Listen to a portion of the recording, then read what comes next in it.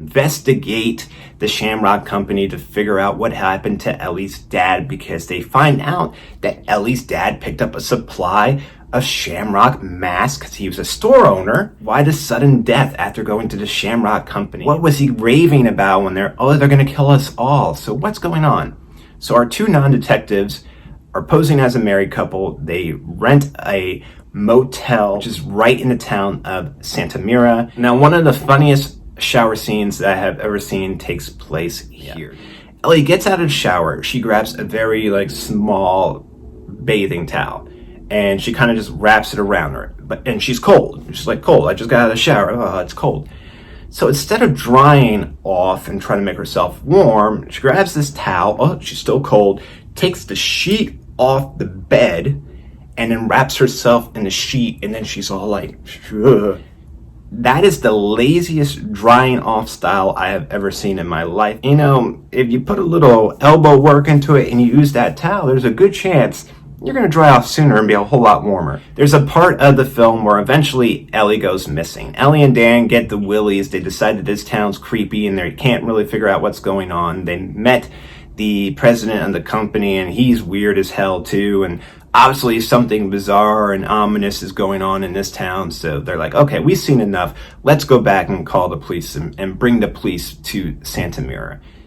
Dan decides to leave the motel for a minute and do something else, leaving Ellie to pack up. While he's gone, our stockbroker, Agent Smith, minister-looking dudes in suits have popped up again because they also work within the company of Shamrock Novelties, and Ellie goes missing. So they take Ellie. Dan comes back, finds her missing, decides to go look for her. Dan, while he's been looking for Ellie by himself, has discovered one of the reasons why all these dudes wearing the suits are so strange is because they're not real. They're androids or computers, because the owner of the Shamrock Company was a toy maker, and he has this ability to make these real-looking humans that are robots, and they work in his company kind of like the Oompa Loompas in Willy Wonka. They service the company, they work in the company, and they're his agents that do whatever he wants, and there's no emotion, and they don't need to sleep and all that good stuff. So basically he's using these robots for slave labor. So while he's looking about,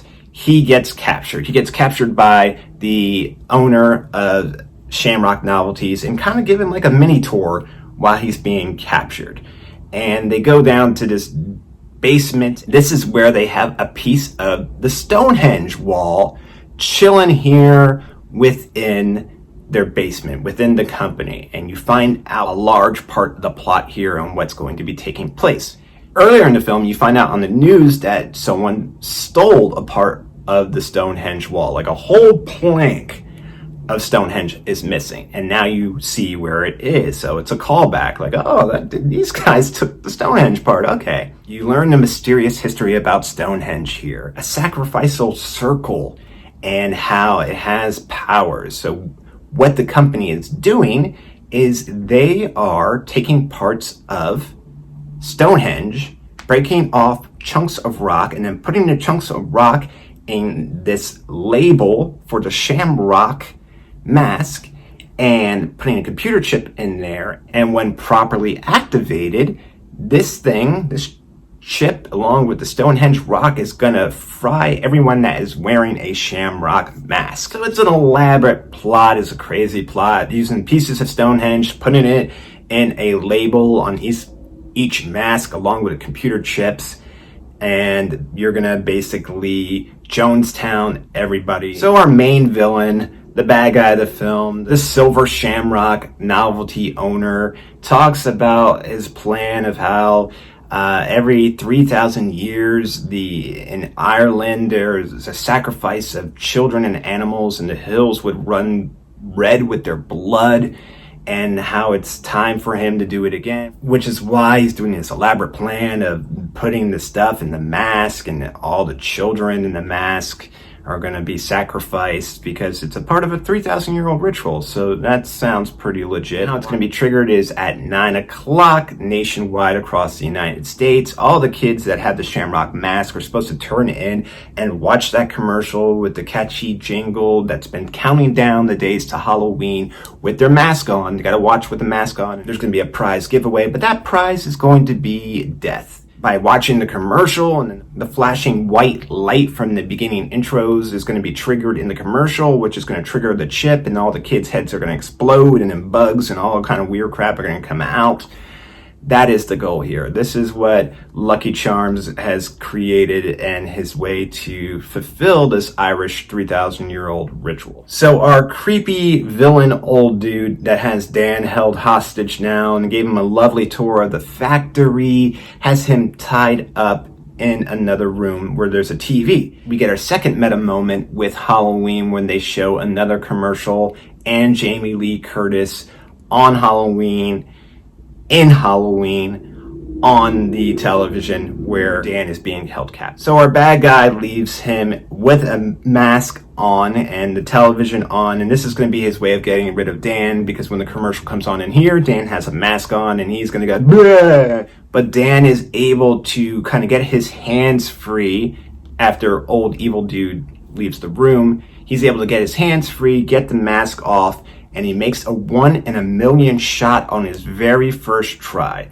Up in the corner, there's a security camera watching him, and he's got this skeleton mask on, and he flings this mask up in the corner, which magically goes over the security camera perfectly, lands it, and then blocks the view of everything that can be seen, and he's able to escape the room, and he's going to be looking for Ellie. Ellie's there, he's got to get Ellie, they got to get out. Dan finds Ellie. At the same time, Dan is able to thwart the plans of the evil old Irish dude and destroy all his robot minions at the same time by grabbing the chips and the logo tag that would be on the mask, grabbing a box of these, going up into the top rafters and dumping the chips down upon Stonehenge, and Stonehenge works its magic and the lights come out and start frying everything.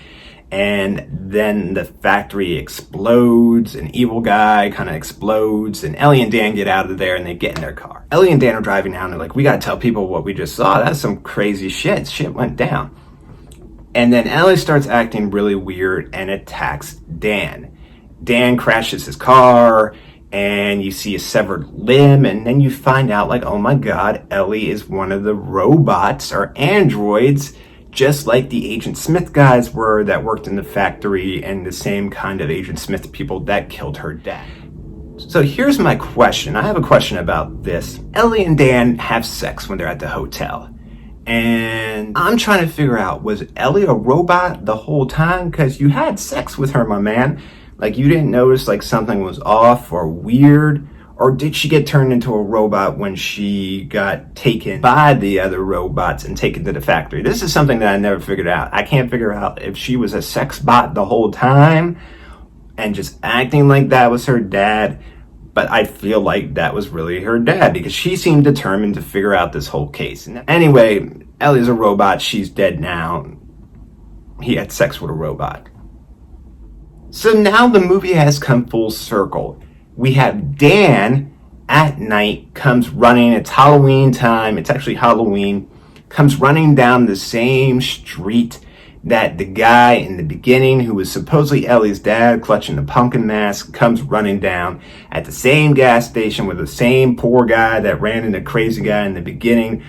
Dan runs into him again, but the attendant's probably thinking like, oh man, I need another job because the crackheads be coming in here like crazy. Now Dan comes running into the gas station and he's like, I need to use the phone, they're gonna kill us all. He seems out of his mind. Dan frantically is calling the networks to tell them to pull the commercial that is gonna be mass killings for anyone. Please listen to me, I'm not crazy. Pull the commercial, people are going to die. Tell them there's a bomb, I don't care, just pull the commercial.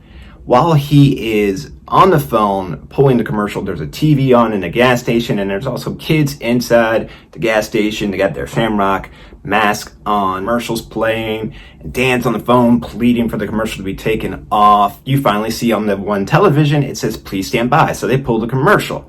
So the kid turns to another channel, and the commercial's on there, and Dan's like, please, there's another commercial. Pull it, everyone's gonna die.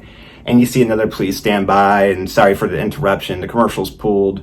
So then little homeboy kid turns the television again, and it's on a third channel.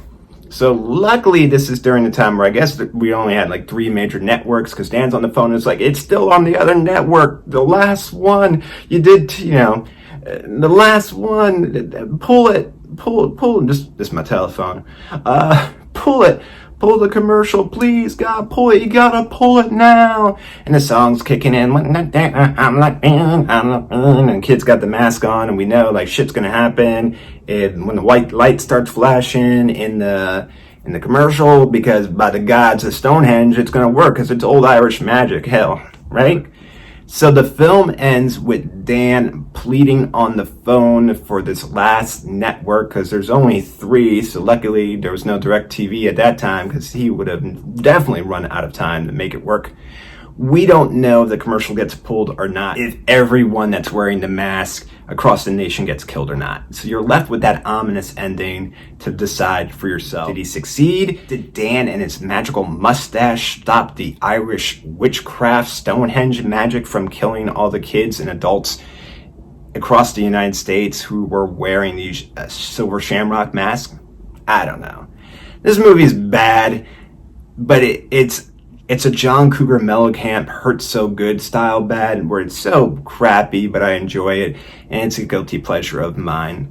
So if you ever get the chance and you haven't seen it, definitely check out Halloween 3 Season of the Witch. And if you have seen it, watch it again, because if you thought it was bad the first time, wait till you see how bad it is the second or third time that you watch it. So if you liked this video and you want to see other videos like this, please hit the subscribe button in the bottom corner. It is the YouTube icon, and you'll get notified anytime I upload a new video. As always, I want to say thank you so much. Thank you for letting me talk to you about the things that I'm passionate about. Thank you for letting me talk your ears off. I greatly appreciate it. Thank you for your time. As always, be safe, be careful, and I'll talk to you soon.